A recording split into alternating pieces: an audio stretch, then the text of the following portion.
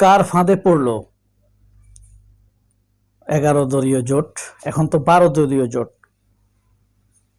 35টি আসন দেওয়ার পরেও তারা টালবাহানা করছে। আপনারা বলেন তো, চরমনাইয়ের উপরে কি আসলে রাজনৈতিক আস্থা রাখা যায়? একটা রাজনৈতিক দল প্রথমবারের মতো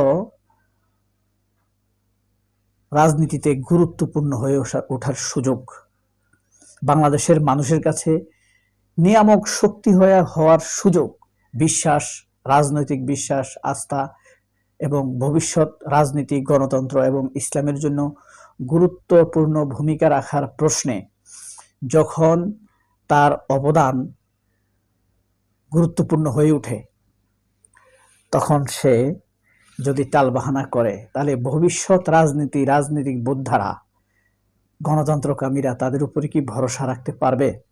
এই প্রশ্নটা আসছে। কেন আসছে?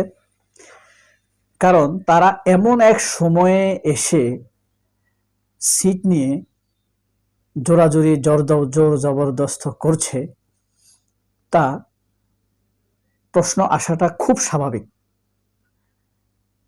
এটা একরকম রাজনৈতিক টালবাহানাও বলা যেতে পারে। চরমোনাই কিন্তু বাংলাদেশের পীর অঙ্গনে আলোচিত একটি নাম। বাংলাদেশের যত পীর আছে তার মধ্যে সবচেয়ে সংগঠিত চরমোনাই। প্রত্যেকটি জেলায় তাদের কমিটি রয়েছে, আর কোনো পীর এমনটা নাই। এমন আমি ব্যক্তিগতভাবে এটাও মনে করি, অন্য পীরদের চাইতে তারাই ভালো তুলনামূলকভাবে। তারপরেও তারা অতীতে ভাষা যা ভূমিকা রেখেছে তা বাংলাদেশের রাজনীতিতে এখন এসে গুরুত্বপূর্ণভাবে স্মরণীয় ইতিহাসের অংশ হয়ে ওঠার সুযোগ তৈরি হয়েছে। সেই অবস্থায় তৈরি হওয়ার পরেও তারা কিন্তু তাদের অতীতের কোন রকম বৈশিষ্ট্যগুলো থেকে বেরিয়ে আসতে পারেনি। জামায়াতকে মেলাইন করা, ছোট করা, বিব্রত করা, একসময় তো তারা নানান রকম আক্রমণাত্মক কথাও বলেছে।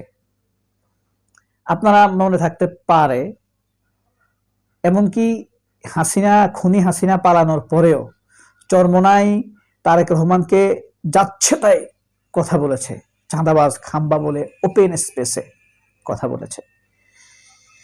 শিবিরকে এমন ভাষায় কথা বলেছে যা আসলে মানুষের সামনে বলার মতো না। অনেকে বলে, কিন্তু আমরা আসলে অনেকে এটা শিখে আসে নাই, কিন্তু তারা সমালোচনা সইতে পারে না। বাংলাদেশের অনেক রাজনীতিতে এই বৈশিষ্ট্য আছে, মন্দ বৈশিষ্ট্য, যে সমালোচনা তারা সইতে পারে না। এখন তারা কথা হলো কাদের ফাঁদে পড়লো?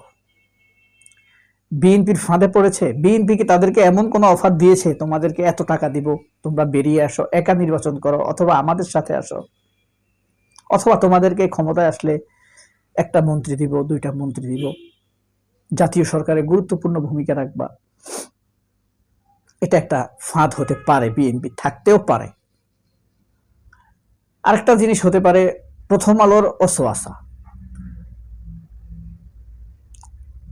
এরকম যে যেখানে এনসিপি গেছে সেখানে তোমাদের গুরুত্ব থাকবে না, এটা একটা প্রশ্ন তুলে দিতে পারে প্রথম আলো বা বামরা। ভারত এটা বলতে পারে, তোমরা যদি এখন জামায়াতের সাথে যাও, তাহলে ভবিষ্যতে আর তোমাদেরকে গণতান্ত্রিক দলে টানা হবে না। আবার এমন হতে পারে, জামায়াত ক্ষমতা যাওয়ার সিঁড়ি হয়ে উঠিও না।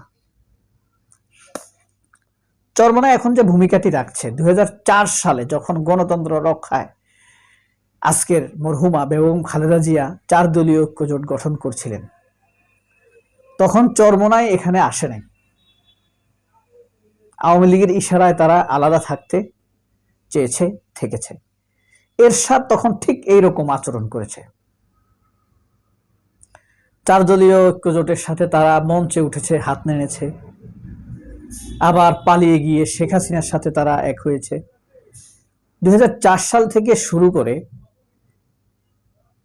2006 সাল পর্যন্ত এরশাদ বিএনপির সাথে খুব খেলা খেলেছে। এই খেলাটা পুরোই ভারতের ইশারায়, ভারতের গোয়েন্দাদের ইশারায়।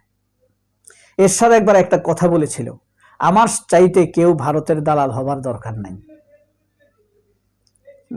যদিও কথাটি বলেছে শেখ হাসিনাকে উল্লেখ করে। চরমোনাই সেই ফাঁদে পড়েছে। তবে সবাই ইতিহাসের কাছে নিজ নিজ জবাব দিবে। সেদিন ইতিহাস তাদের কাছ থেকে সরাসরি জবাব নিবে না। এই ব্যাখ্যা সেই ব্যাখ্যা দিয়ে আপনি ইতিহাসকে বুঝিয়ে দিতে পারবেন না। ইতিহাস সবার কাছ থেকে জবাব নেয়। 100 বছরের বাংলাদেশের পরে, 100 বছর পরে বাংলাদেশের ইতিহাস কি শেখ হাসিনাকে জিজ্ঞেস করে রচিত হবে? না, সেদিন আর খুনি শেখ হাসিনা থাকবে না। সেদিন এটাই বর্ণিত হবে বারবার শাসনে এসে হাসিনা কি করেছিল। তবে চরমোনাই কি এই ফাঁদ থেকে বেরিয়ে আসতে পারবে? সম্ভাবনা খুবই ক্ষীণ। চরমোনাইয়ের উপরে ভরসা রাখা যায় না। আমরা অনেকে হয়তো বলে যে চরমোনাই কত পার্সেন্ট ভোট পায়, আমি এটাকে গুরুত্বপূর্ণ হিসাবে দেখতে চাই না। একটি সংগঠন, একটি দল, ইসলামের জন্য কাজ করে এমন একটি সম্প্রদায় একটি জোটের সাথে সংঘবদ্ধ হচ্ছে, এটার রাজনৈতিক ভ্যালু আর ভোটের ভ্যালু ভিন্ন। ভোটের ভ্যালু 0.01%, 0.04% হলেও আন্তর্জাতিক আলোচনার ক্ষেত্রে এর গুরুত্ব ভিন্ন। ভ্যালুটা দুইভাবে করতে হবে। এক হলো ভোটের রাজনীতিতে তাদের অবদান, আরেকটি হলো জোটের রাজনীতি তাদের অবদান। রাজনৈতিক ভিত্তিমূল রচিত হবার ক্ষেত্রে এখানে বিশ্বস্ত জোট প্রার্থী বা জোটের অংশীদারদের ভূমিকা ভিন্নভাবেই পরিগণিত হবে। এই যে রাজনৈতিক ফাঁদ, এটা চরমোনাইকে ফাঁদে ফেলেনি। এইভাবে ধীরে ধীরে সবাইকে ফাঁদে ফেলে। ভারতের যখন সকল দুয়ার বন্ধ হয়ে যায় তখন তারা কিন্তু পীরদেরকেই ধরে। এবং ভারত আওয়ামী লীগের খেলা একই রকম। তারা হাসিনা এসে রূঢ় কণ্ঠে দাঁড়াবে, হাসিনার সেই সুযোগ নেই। একজন ক্লিন দেখে আওয়ামী লীগকে ফেস হিসেবে সামনে রাখবে, যেমন জোহরা তাজউদ্দিনকে রেখেছিল আপনার 75-এর পরে সোহেল তাজের মা।